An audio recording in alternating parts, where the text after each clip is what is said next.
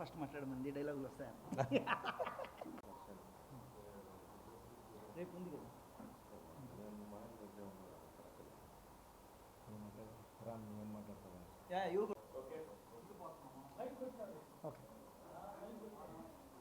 ముందుగా అదేవిధంగా విద్యా హక్కు చట్టం ఈరోజు తుంగల తొక్కి వాళ్లకు ఆదాయం వచ్చే విధంతో నడుపుతున్నారు కాబట్టి దాని మీద స్పందించాల్సిన అవసరం సిఆర్సీకి ఉందని ఈ యొక్క నెల్లూరు జిల్లాలో ఉన్నటువంటి ప్రెస్ క్లబ్లో మీ అందరి సమక్షంలో కొన్ని కొండలు బద్దలు కొట్టినట్టు అవగాహన ఇస్తూ ప్రభుత్వానికి సంబంధించినటువంటి మంత్రివర్యులని రాష్ట్ర ముఖ్యమంత్రి వర్యుల్ని కొన్ని మా యొక్క డిమాండ్స్ నాట్ ఏ రిక్వెస్ట్ మా యొక్క డిమాండ్ అవి కూడా విద్యా హక్కు చట్టంలో ఉన్నటువంటి ప్రభుత్వ జీవోలోని అనుసరించమని చెప్పి ప్రభుత్వ జీవో నెంబర్ 1లో ఉన్నటువంటి విద్యకు సంబంధించినటువంటి స్కూల్స్ ప్రతిపాదనలో ఉన్నటువంటి స్థల సేకరణ కానీ విద్యార్థులకు కావాల్సినటువంటి ఆడుకోవడానికి కావాల్సిన మైదాన రూపంలో కానీ ఇవన్నీ కూడా నెల్లూరు జిల్లాలోనే కాదు రాష్ట్ర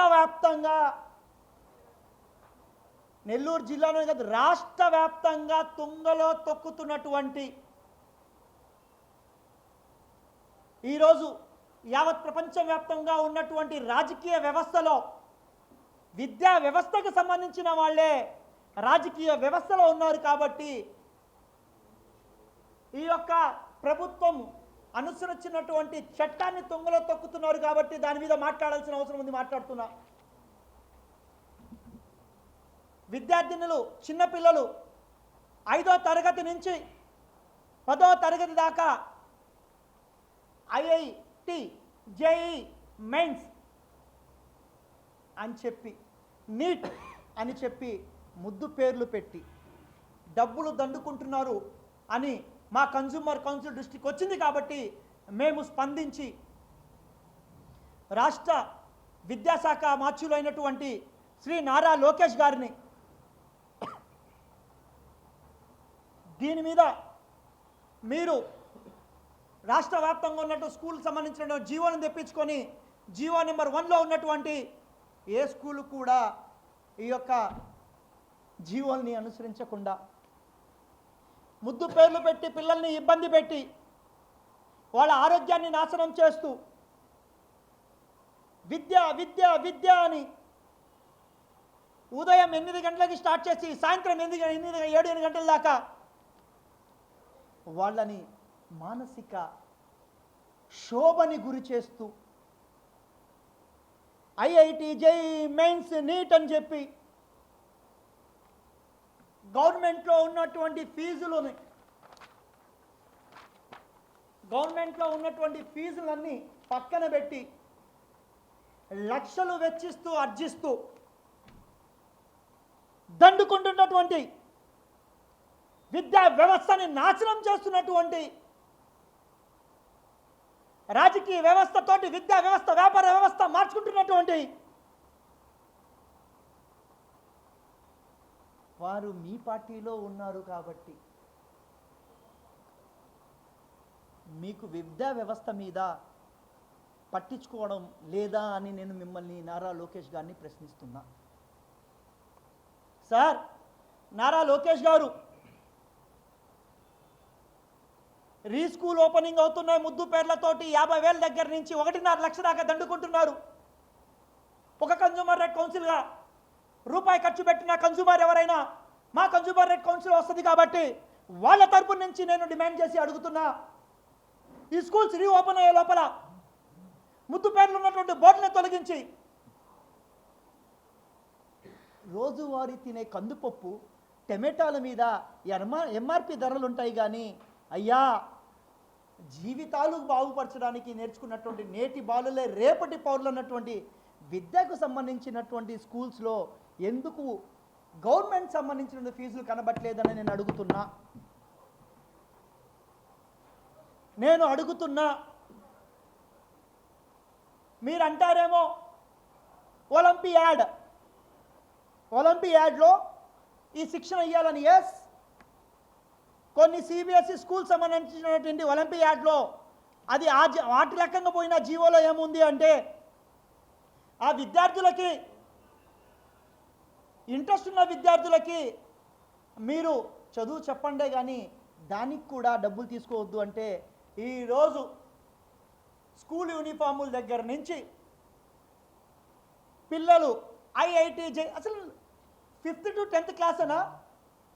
అయ్యా నారా లోకేష్ గారు, మీరు కూడా చదువుకున్నారు కాబట్టి, ఇతర దేశాలకు వెళ్ళి చదువుకున్నారు కాబట్టి, భారతదేశం ఆంధ్రప్రదేశ్లో చదువు మీద మీకు కూడా అవగాహన ఉండాలి కాబట్టి, ఎక్కడైనా జీవో ప్రకారం చూసుకుంటే, ఎక్కడైనా జీవో ప్రకారం, అదేవిధంగా జీవో నెంబర్ 1 యాక్ట్ ప్రకారం చూసుకుంటే జేఈ మెయిన్స్, నీట్ 5th నుంచి 10th క్లాస్ పిల్లలకి ఏం అవసరం ఉంది అని నేను అడుగుతున్నా. అది మీకు తెలియదా అని నేను అడుగుతున్నా. మీకు తెలియదా అని నేను అడుగుతున్నా. కాబట్టి వెంటనే మా నేషనల్ అధ్యక్షులు తీసుకున్నటువంటి వర్క్ మీద మేము ఖచ్చితంగా తూచా తప్పకుండా తెలంగాణ రాష్ట్రంలో కూడా మొన్న ప్రెస్ మీట్ పెట్టి అక్కడ కూడా ముఖ్యమంత్రి వర్యులు రేవంత్ రెడ్డి గారిని కూడా మేము ఫ్యాక్స్ రూపంలో, పోస్ట్ రూపంలో కూడా విద్యా హక్కు చట్టం ఏ విధంగా ఉండాలని గిఫ్ట్గా పంపించడం జరిగింది. నారా లోకేష్ గారికి కూడా, ముఖ్యమంత్రి వర్యులకు కూడా మా నేషనల్ ప్రెసిడెంట్ గారు పంపించారు. కానీ జిల్లాలో కూడా ఈ కార్యక్రమాలు చేపట్టాలని నెల్లూరు జిల్లాలో మేము చేపట్టాం. కాబట్టి వెంటనే అధిక ఫీజులు దండుకున్నటువంటి మా యొక్క కన్జ్యూమర్ యొక్క రక్తాన్ని చెమటని దోచుకుంటున్నటువంటి ఆ స్కూల్ యాజమాన్యాల మీద వెంటనే మీరు చర్య తీసుకోవాలని చెప్పి కోరుకుంటూ, ఏదో నాము మాత్రమే చేస్తే మాత్రం ఒప్పుకోము. వీటి మీద పర్మిషన్స్ ఉన్నటువంటి మీకు ఒక చిన్న ఎగ్జాంపుల్ చెప్తా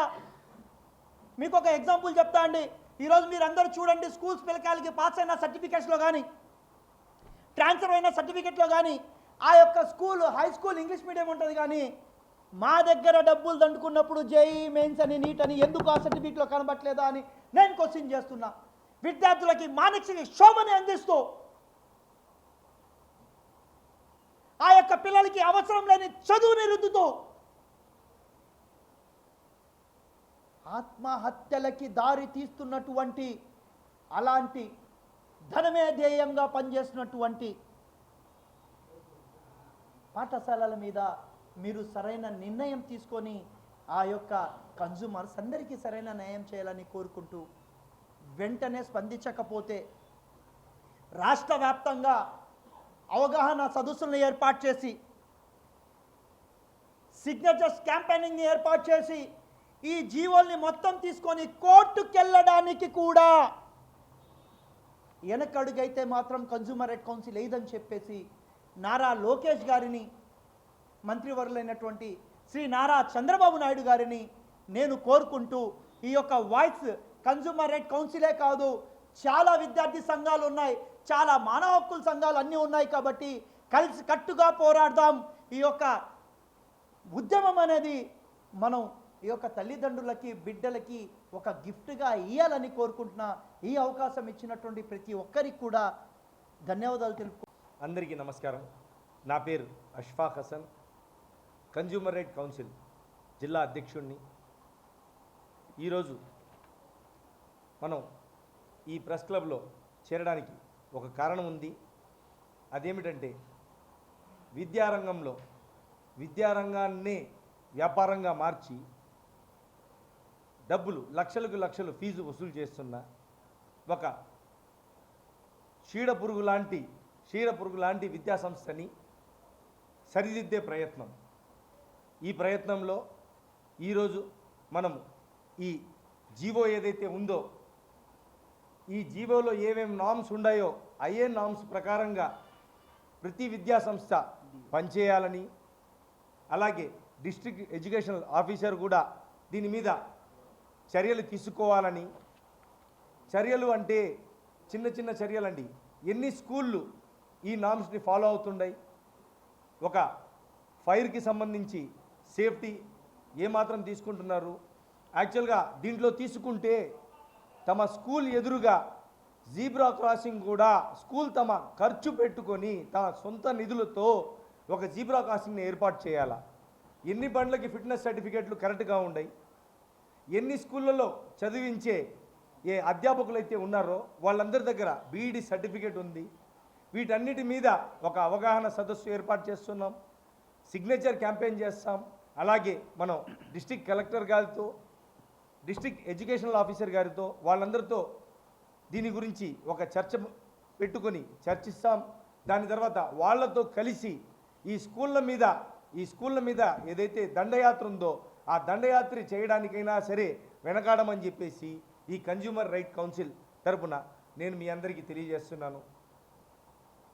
మా అందరికీ సహాయపడిన ఈ మీడియా మిత్రులందరికీ ధన్యవాదములు తెలుపుకుంటూ నమస్కారం.